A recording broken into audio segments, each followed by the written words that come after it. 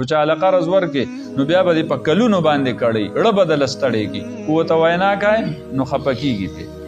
نو دا خو د ده د آخرت ډېر لوی نقصان دی ده ته پته نه لګي آخرت ډېر لوی تاوان دی رسول الله صلی الله علیه وسلم نه یو صحابي تپوس وکړو چې ای د الله رسوله کو چې زه د الله په لار کې شهید شمه او بیا ژوندی شمه نو ماله به الله جنت راکوي نبی کریم صلی الله علیه وسلم ورته وفرمایل دی لاړو روان شو حضور علیه السلام ورته اواز کو وی دی خوا راشه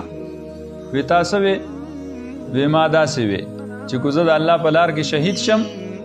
او بیا ژوندی شم ماله به خدای جنت راکړي نبی کریم صلی الله علیه وسلم ورته وفرمایل کو ته د الله په لار کې شهید شي بیا ژوندی شي بیا شهید شي بیا ژوندی شي بیا شهید شي بیا ژوندی شي خو چې دومره حق د باندې نو جنت نشته دی اوس جبریل علیه السلام راغی ماته دا خبره وکړه